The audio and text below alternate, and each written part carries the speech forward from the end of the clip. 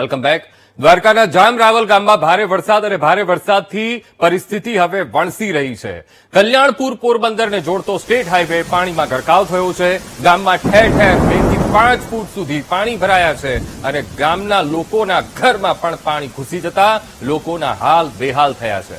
ખેતરમાં પાણી ભરાઈ જતા ખેડૂતોને આર્થિક નુકસાનની ભીતિ સતાવી રહી છે. તો જામ રાવલના અમે આપને આ દ્રશ્યો બતાવી રહ્યા છીએ. ઠેર ઠેર વરસાદી પાણી ભરાયા છે. કેળ સમાણા પાણીમાંથી પસાર થવાની નોબત આવી છે. તો હવે આ ભારે વરસાદને કારણે નદી નાળા છલકાયા છે અને હવે પાણી ગામમાં ઘૂસી ગયા છે. ઘરોમાં લોકોના પાણી ઘૂસી ગયા છે અને ઘરોમાં પાણી ઘૂસતા લોકોના હાલ બેહાલ થયા છે. ઘરવખરી પલળી ગઈ છે અને જનજીવન આ જામ રાવલનું પ્રભાવિત થયું છે.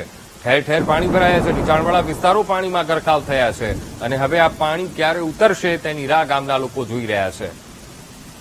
તો ખૂબ જ મુશ્કેલ પરિસ્થિતિનો સામનો અત્યારે આ જામ રાવલ ગામના લોકો કરી રહ્યા છે. આસપાસ પાણી ભરાઈ ગયા છે. વાડી વિસ્તારમાં પાણી અને હવે પાણી એક ગામમાં ઘૂસી રહ્યા છે. આજ મુદ્દે સંવાદદાતા હિરેન હાર્દિક પરમાર ફોનલાઈન પર જોડાઈ ગયા છે. હાર્દિક, જામ રાવલ ગામમાં પાણી અને ઘરોમાં પાણી ઘૂસી ગયા છે. જનજીવન કેટલું પ્રભાવિત? હાર્દિક, જણાવવામાં આવે તો હાલ અત્યારે દેવભૂમિ દ્વારકા જિલ્લામાં રાવલ ગામ છે, જ્યાં અત્યારે હાલ ગામમાં 2 થી 5 ફૂટ જેટલા પાણી ભરાયા છે અને રાવલ ગામ છે અત્યારે ત્યાં વાહનોની જગ્યાએ અત્યારે હોડી દ્વારા અત્યારે માણસોને અત્યારે લઈ જવામાં આવી રહ્યા છે. રાવલનું તેમજ સૂર્યાવદર વિસ્તાર જે છે તેમાં ખેતરો છે તે ગોઠણસમમાં પાણીથી ભરાયેલા છે અત્યારે. જી.